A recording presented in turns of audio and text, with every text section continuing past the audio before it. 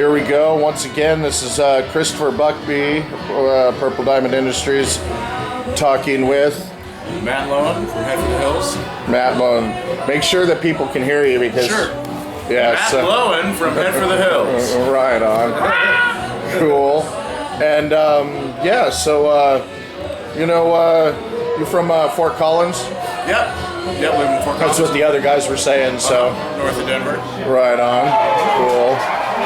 And, so we were talking earlier about, some of the similarities with heavy metal and prog rock and some of the stuff you do. You want to elaborate more on that? Yeah, sure. I mean, I think that it's funny because I probably think of more similarities than differences, but the one difference maybe is there's a different idea of what improvisation means, but within that, like you talk about the jam thing and the metal thing, it's focused on a lot of big, heavily composed sections of music that are really complicated.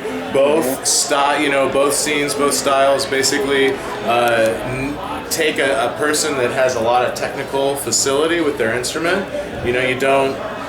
It's not like folk music or what you might think of as indie rock and stuff, where maybe the aesthetic of the whole thing is informed by your lack of knowledge of how to play your instrument, and that's like part of it, and that's cool. There's some people that play guitar, you don't want them to be playing all the notes, and it's more served by maybe something simpler, but the heavy metal thing and the more jam-oriented stuff is not usually that way. So both groups of people have a lot of chops. I think both groups, there's a lot of it inspires the same kind of like geekdom, right. The same kind of obsession, right?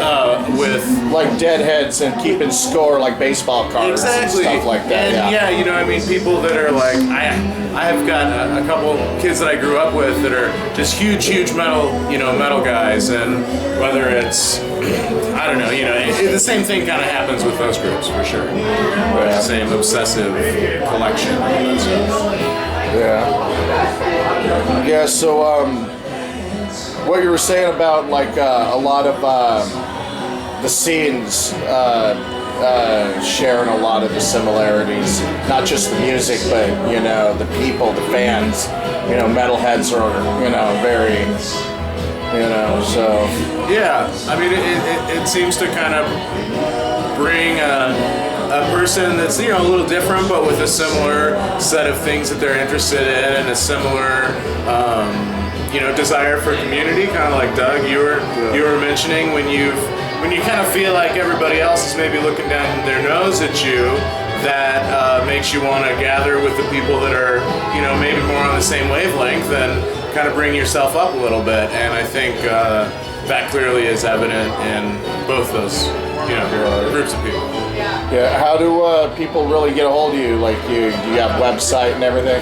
Yeah, we've got a website, headforthehillsmusic.com. Yeah. So website, we're on Facebook and Twitter. You can look us up, Facebook/headforthehills. We're also doing, depending on when this gets aired or whatever, we're working on our third studio record right now called Blue Ruin, and we're doing a Kickstarter campaign for that, which is like you guys know a little bit about that? Yeah, I was just talking to your other two guys, and I'm actually starting my own Kickstarter. Oh, nice. Thing. Cool. So yeah, I just found out about it, so I'm new to it.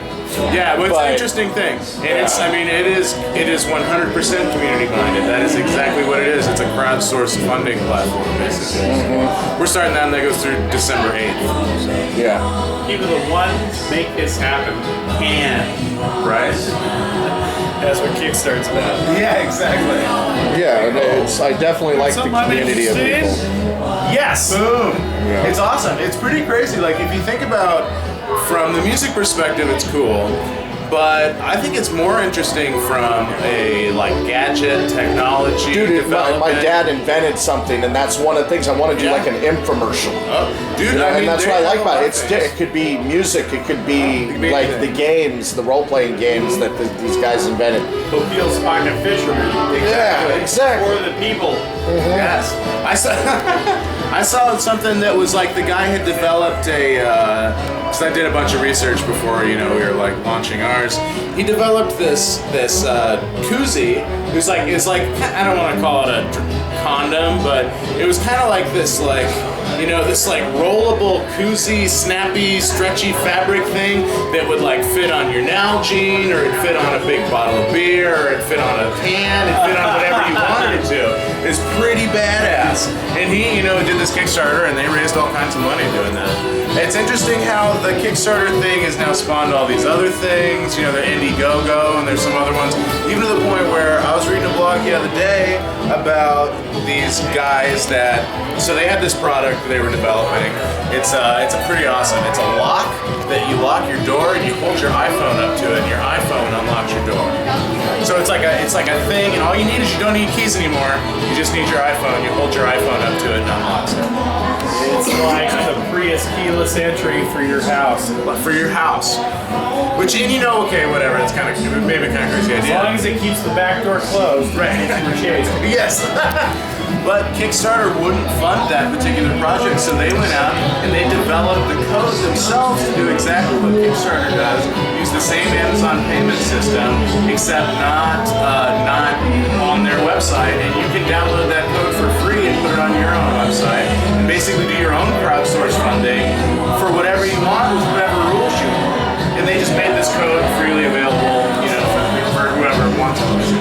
But it spawned a whole universe of ways of getting things made and stuff done. That's grassroots. It is. Yeah, totally, I agree. Green. Cool. Well, thank you right now. We'll maybe do another segment here a little bit, but for right now, I think that's pretty good. Great. Thank you. Thanks.